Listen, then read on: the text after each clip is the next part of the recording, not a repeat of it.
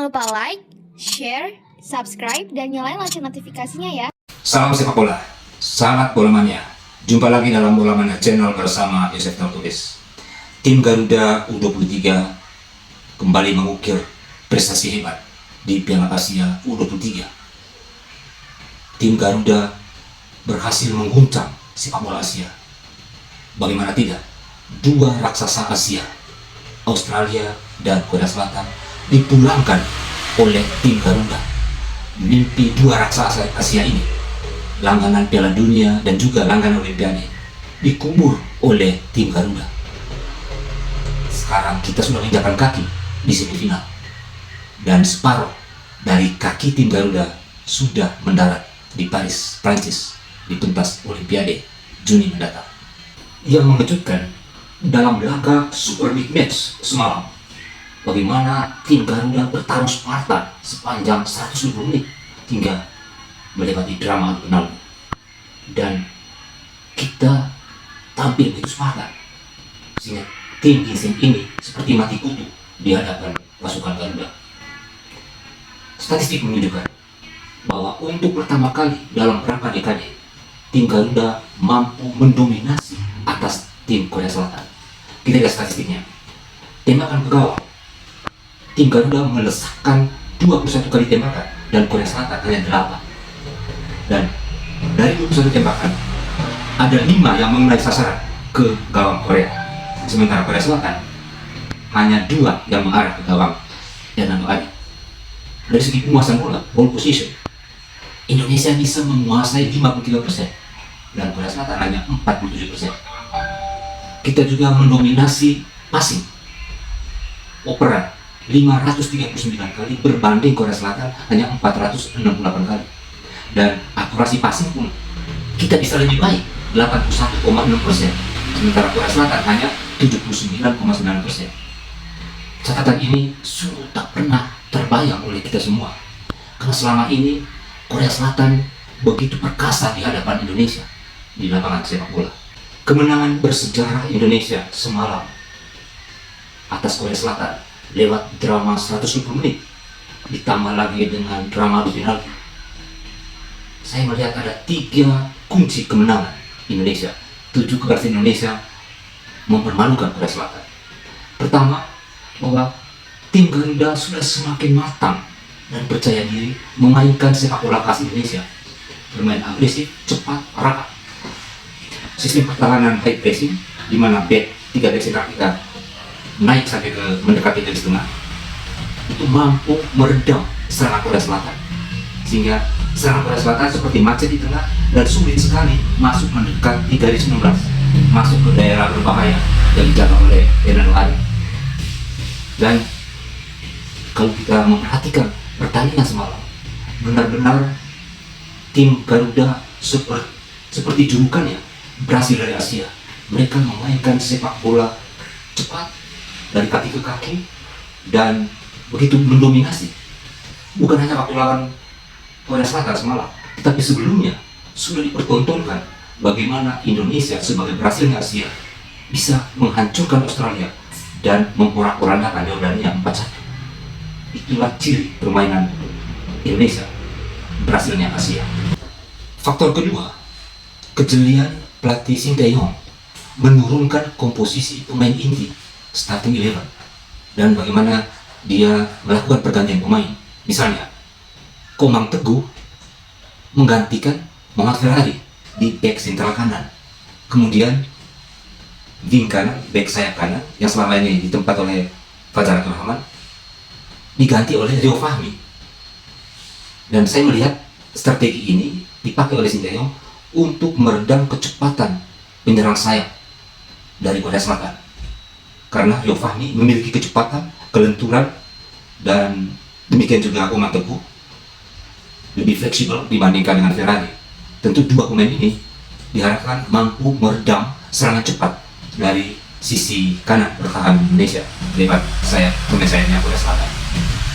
Kemudian faktor yang ketiga, saya melihat juga bahwa keberhasilan tim Garuda semalam berkat kekuatan fisik dan mental yang luar biasa. Selain tampak begitu percaya diri dan mereka begitu enjoy dengan permainan khas Indonesia, bermain pendek, cepat, menyerang dengan bola-bola datar. Saya melihat bahwa kepercayaan diri itu lahir dari kesuksesan menghancurkan Australia dan Yordania sebelumnya. Sehingga kita lihat semalam, sepanjang 120 menit, pemain kita seperti memiliki energi ekstra. Sehingga mereka bertarung ketat tanpa satu pun pemain yang mengerang kesakitan karena kram misalnya.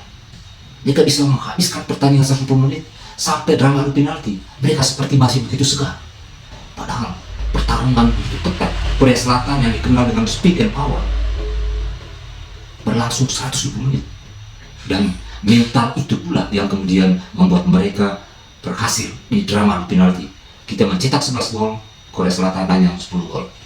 Fisik para pemain yang menjadi perhatian dari Sinteyong ikut memperkuat mental.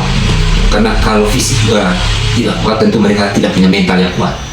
Dan saya melihat sejak masuk lapangan, sejak kick off, Rizky Ridho dan kawan-kawan tidak memperlihatkan ekspresi gentar sedikit pun menghadapi nama besar Korea Selatan.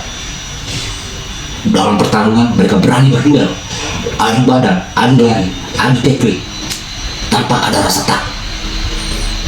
Dan selama ini dua jagoan dari Asia Timur itu selalu menjadi momok bagi tim Garuda kita, Korea Selatan dan Jepang. Tetapi semalam tiba-tiba semua berubah. Kita tidak melihat lagi Korea Selatan yang begitu perkasa selama ini. Dia seperti mati kutu, dia seperti bingung menghadapi tim Garuda. Saat Korea Selatan menyamakan kedudukan di menit 86, tim Garuda bisa bangkit dan bermain normal. Begitu juga saat perpanjangan waktu, pemain kita begitu Spartan. Bahkan Korea Selatan dipaksa bertahan. Mereka mengulur waktu karena takut kebobolan dan memaksakan adu penalti. Mereka lebih percaya diri jika pertandingan diakhiri dengan adu penalti. Dan menariknya, justru saat adu penalti, pemain kita dengan fisik yang masih kuat, masih prima, dengan mental baja, dengan sukses berhasil mengeksekusi penalti. Kalau fisik dan mental tidak kuat, biasanya teknik untuk mengeksekusi penalti menjadi menurun, dan itu tidak terjadi pada tim Garuda.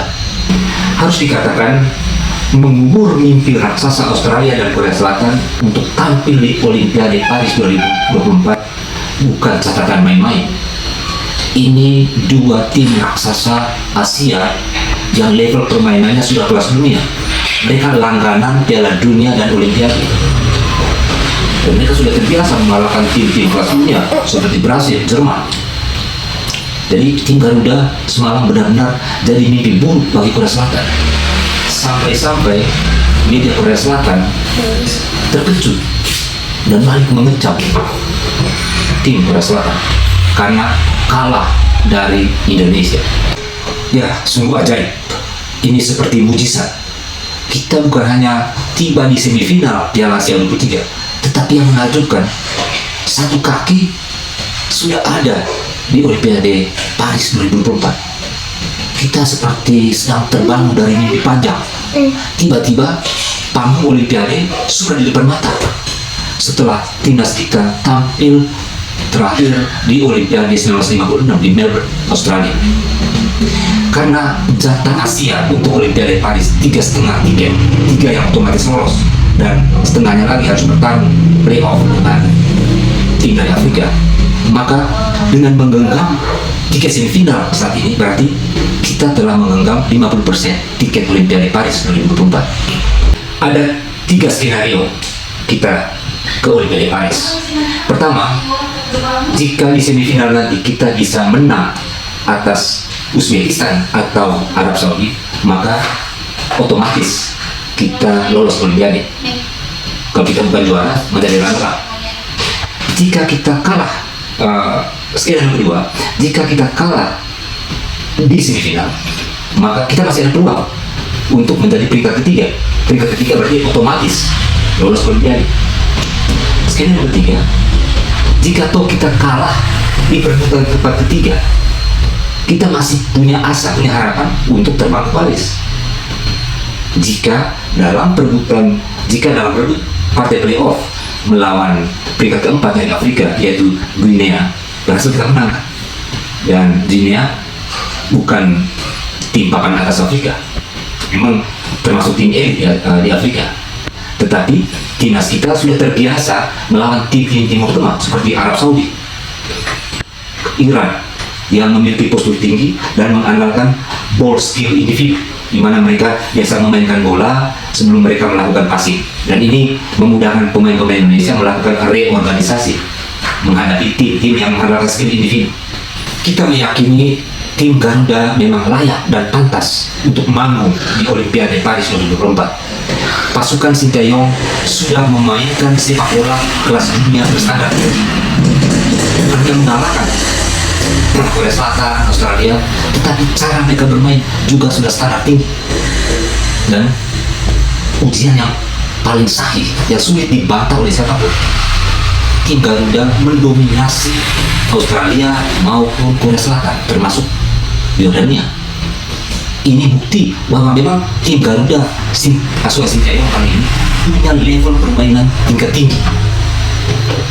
Sepak bola panggung sepak bola dunia terkesima dan sekaligus was-was bahwa Brasil dari Asia sudah bangun dari tidur panjangnya, dan kita semua boleh berbangga sebagai Brasilnya Asia sudah siap berlaga di pentas pesta olahraga dunia bernama Olimpiade. Sahabat Ulamania, sampai di sini dulu, sampai jumpa di episode selanjutnya. Salam sepak bola.